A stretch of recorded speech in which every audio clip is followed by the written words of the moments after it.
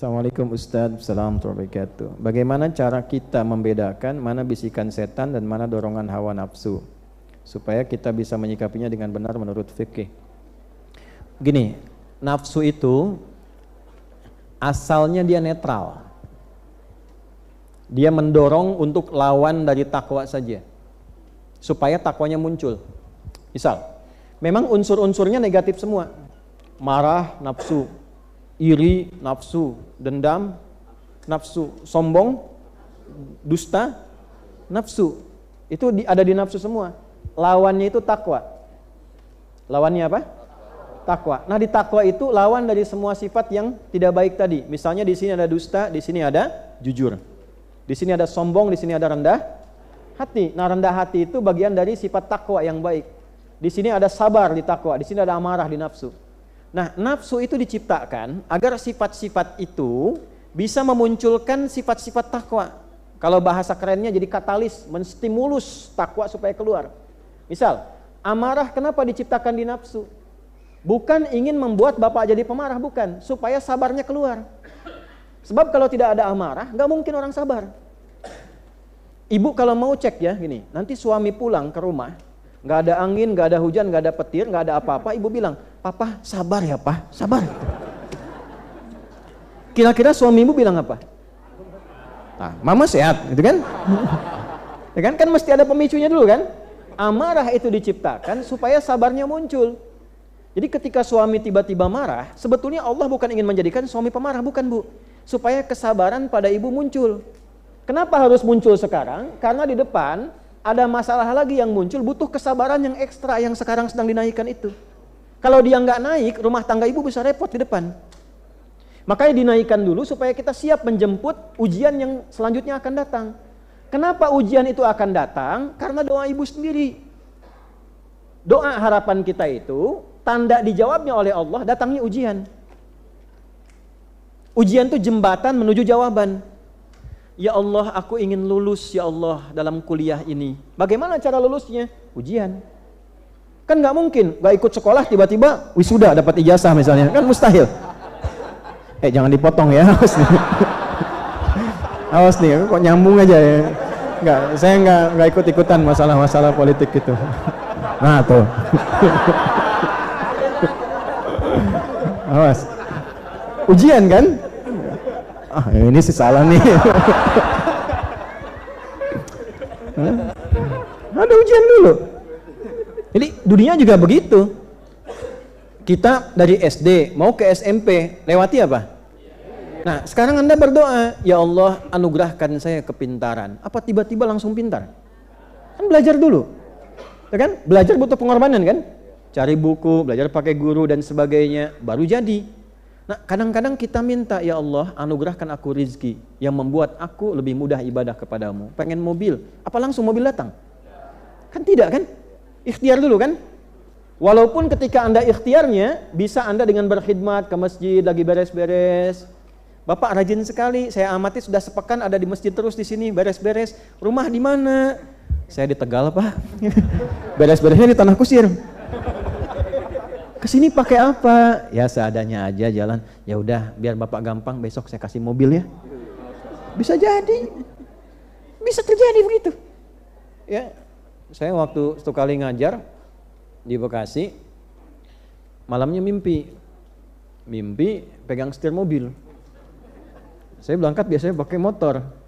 Nah, sama yang asistennya kawan, kan tinggal di pavilion di rumah itu waktu itu. Pagi subuh begitu mau berangkat saya bilang, "Mas sini," saya nggak sebut nama. "Sini, tolong antar saya ke masjid. Tapi kalau pulang nanti jangan banyak tanya. Pokoknya pulang aja." Nah, beliau biasa bawa mobil kan, antar pakai motor. Setelah kajian ada jamaah yang ngajak ke rumah, "Ustadz mampir sebentar."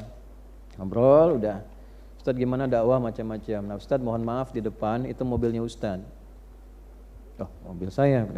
"Oh iya mohon maaf walaupun tidak baru mungkin bisa memudahkan Ustadz untuk transportasi ke tanah sini. Cuma saya mau tanya, Ustadz bisa bawa mobil tidak?" Saya bilang saya tidak Pak, tapi ini bisa. Jadi akhirnya pulang pakai mobil, motor disimpan. Saya bilang sama yang bawa, diam aja gitu. Sampai Akhirnya mobil itu karena banyak orang pengen ngaji, pengen apa, karena bilang beliaunya, Ustadz kalau memang nggak cocok dijual nggak apa-apa, kalau perlu sama saya juga nggak apa-apa, jual lagi. Akhirnya saya jual, dibikinlah kemudian tempat untuk belajar, saya sewa ruko, didirikanlah Quantum Ahyar Institute di bulan Agustus tahun 2013. Di situ digantikan. Nah, untuk supaya orang ngaji ada yang belajar bahasa Arab di situ, ya, hampir tiap malam pada maghrib dulu datang belajar. Ada yang dari macam-macam, ada yang tukang cukur, ada yang dari perusahaan macam, masih ngaji dulu. Dari situ tiba-tiba Allah pertemukan lagi ngajar, ada adik di pesantren yang dulu saya dampingi, udah lama ketemu 11 tahun. Nah, di mana sekarang? Saya ngajar begini, senang beliau. Nah, tiba-tiba yang tadi itu diganti lagi dengan mobil yang baru lagi. Nah, baru sudah ada, sudah kemudian dari situ, alhamdulillah dapat tempat, nah itu dikasihkan lagi begitu, yang pakai lagi. Tempatnya kemudian dikembangkan lagi, lalu jadi tempat, setelah jadi tempat kita wakafkan. Itulah hidup kami seperti itu. Tuh, jadi ya alhamdulillah, jadi menikmati apa yang Allah anugerahkan, tapi sewajarnya saja. Ya, jadi kalau ada yang katakan, Ustadz orang kaya, Anda salah, saya kaya banget karena saya punya Allah. Enggak, saya punya Allah. Itu inti, kalau sudah merasa punya Allah itu ringan hidupnya. Kaya banget. Ya, karena punya Allah. Bukan berarti punya, tidak, okay?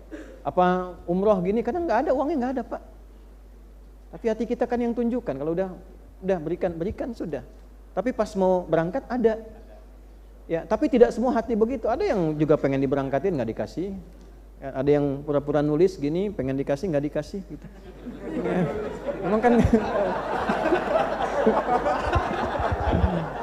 kan nggak begitu juga semua jalan. Nah itulah nafsu. Jadi kalau nafsu itu cenderungnya biasa saja, dia kerjanya seperti itu, normal. Tidak ada bisikan yang harus kriminal, asalnya nggak kriminal, cuman mengkatalis saja supaya ini naik yang baiknya. Kadang-kadang ada yang biologis, pengen makan, mau lewat nih ada somai depan, mau masuk belajar, mau beli, ustadz datang, nanti aja bang, gitu kan. Begitu selesai lihat lagi udah habis somainya. Nah, pulang ke rumah kepikiran, sampai kepikiran mau tidur, sampai mimpi ketemu somai. Nah, itu nafsu. Kalau setan tidak. Kalau setan bagaimana caranya dia maksiat? Itu tugasnya. Makanya disebut syaitan dari kata syatona, yang menjauhkan orang dari kebaikan. Setan itu tipikalnya yang penting maksiat. Gimana caranya maksiat? Kalau nafsu ingin aja, ingin gitu. Kalau setan gimana caranya maksiat? Wah, sepatu bagus nih. Pengen sekali punya yang seperti itu. Datang setan. Kapan? Kapan lagi ada kesempatan begini katanya kan? Nah, itu setan. Jadi cara membedakannya, kalau setan cenderung provokasinya pada maksi, kalau nafsu keinginan yang terus terbawa. Yang bahaya itu setan menunggangi nafsu. Ya, makanya kadang-kadang dalam bab tertentu dilarang kita berpenampilan atau menampakkan sesuatu yang menghadirkan dorongan nafsu supaya tidak ditunggangi setan. Kenapa ada batasan untuk perempuan menggunakan pakaian tertentu? Supaya di lawan jenisnya tidak aktif nafsunya, sehingga setan menunggangi. Kalau aktif, terus-terusan diikutin, dilihat, nanti datang setan. Lama-lama maksiat terjadi. Ya, demikian dalam kehidupan juga ya. Jadi, kenapa kita ibadah? Salah satunya mengendalikan apa? Nafsu. Makanya di Quran, di hadis ada belajar, makan secukupnya, tahu fungsinya.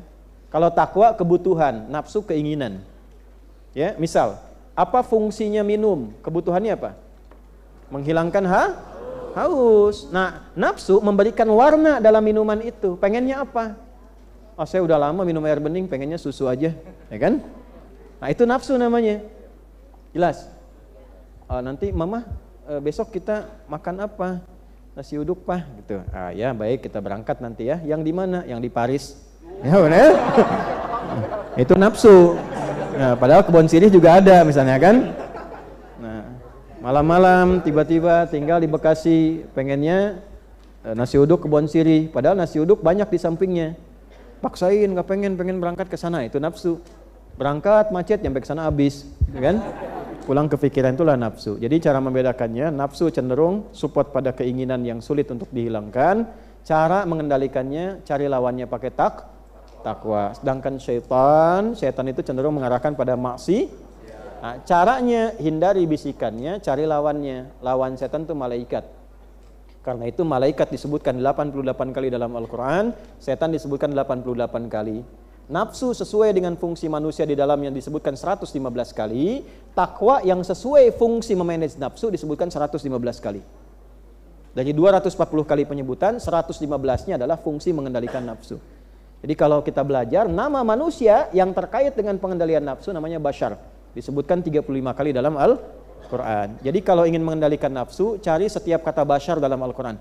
Qul innama ana basyarum mithlukum. Kata Nabi, saya pun manusia. Cuma bedanya, yuha ilayya. Saya manusia yang disempurnakan dengan diberi wahyu. Jadi Nabi dibimbing oleh Allah, dijaga oleh Allah, sehingga nafsunya Allah langsung yang jaga. Kita bukan Nabi, bukan Rasul. Bagaimana cara menjaganya? Jaga takwa yang sudah Allah titipkan pada diri kita dengan mengambil petunjuk Nabi. Nabi diajarkan, kita belajar dari petunjuk Nabi. Di antara cara membimbing itu mengendalikan supaya baik, tidak terjebak dalam pendewaan kehidupan sehingga nestapa saat kiamat tiba. Muncullah at-takwir untuk melipat segala yang diinginkan oleh nafsu. Itu kesimpulan hari ini. Semoga kita diberkahi, semoga dimaafkan segala salah kita, diampuni dosa-dosa kita.